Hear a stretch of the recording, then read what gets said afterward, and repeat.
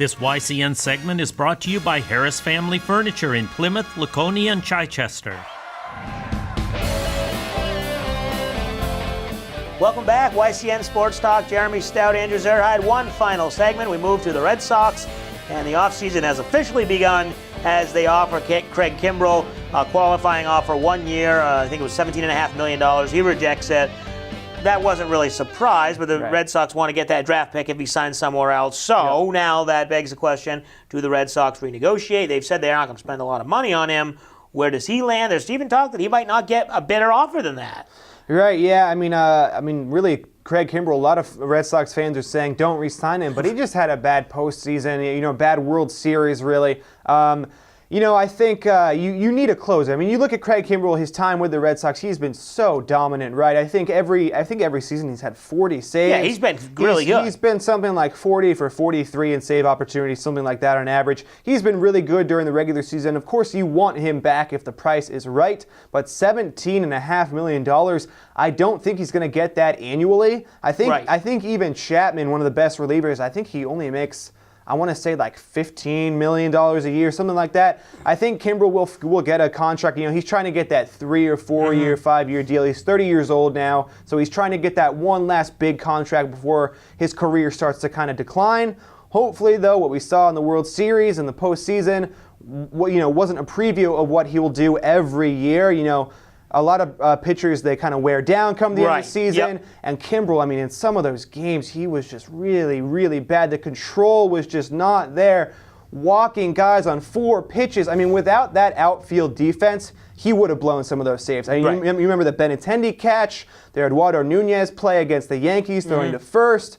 The defense bailed him out. But if the price is right, the Red Sox, I think you re-sign him. I don't know what the contract would be, at least 3 years I'm sure he's looking for. But if the Red Sox sign some guys like Evaldi, some other pieces, some things will fall into place. But if the price is right, you bring him back. If he wants too much, though, I think they let him walk. Yeah, it's going to be interesting because you're right. I agree with it. He won't get $17.5 million average, but he might get a bigger contract overall, like $30 million for 3 years or something like that. Quickly, before we get to our picks, Stephen Wright had surgery. Says he'll be ready for opening day. What is his role with the Red Sox next year? Starting rotation, bullpen? Is he with? He'll be with the team. Yeah, I think a knuckleballer coming out of the bullpen kind of scares me. He can give up the long ball at any moment. As a starter, we've seen him do really well. Remember, he was just an all-star only a couple years ago. If they can sign him to a cheaper contract, he's kind of an older pitcher. I think he'll come back. That could be a good kind of insurance piece. Maybe he's not that 5th guy yet, but with an injury, he could come in and really do a good job. Yeah, and we've seen that. The Red Sox always need extra pitchers. As always happens, they get hurt. So a lot of offseason to go. We'll keep you updated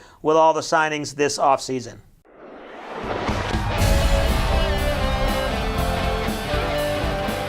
It's time for the Salt Hill Pub Picks of the Week. Salt Hill Pub, honest food, perfect pints, live music, now here to serve you in 5 locations.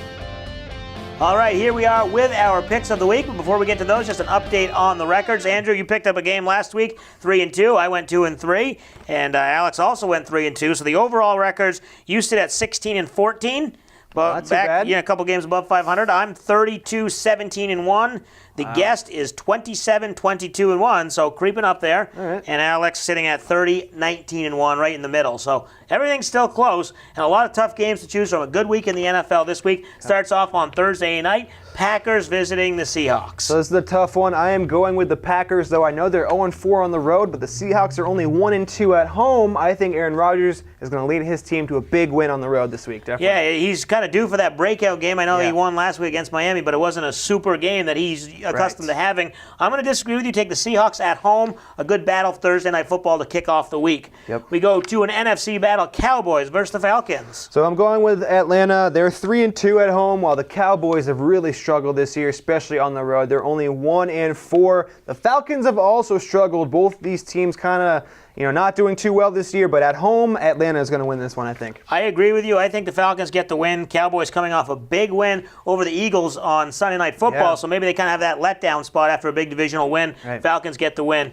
Texans and Redskins, 2 teams that are leading their divisions. Yeah, this is a really tough call on this one. I'm going with the Texans, though. They're 3-2 on the road. I think Deshaun Watson is going to lead his team to a big win.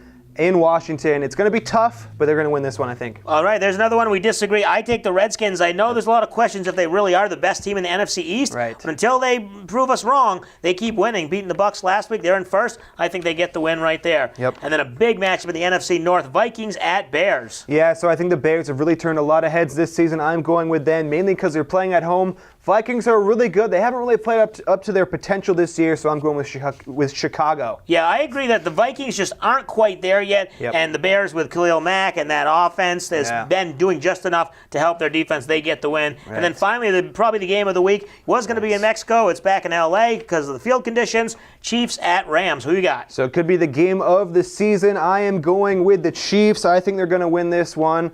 The Rams are really good, of course. I think they're 4-1 at home or whatever they are, but I just think the Chiefs, they're so good this year that offense cannot be stopped. They're going to win this one. It's going to be close, but they're going to come out on top. Yeah, the only game the Rams lost was that one to the Saints a couple Right. weeks ago, so they're really looking good. And I agree with you, I disagree with you, the Rams get the win. Right. Chiefs, really good, but can they win on the road? Those are the Salt Hill Pub picks of the week. Don't forget, you can always check out the website, ycnnow.com. Check out the standings. Thanks for watching YCN Sports Talk.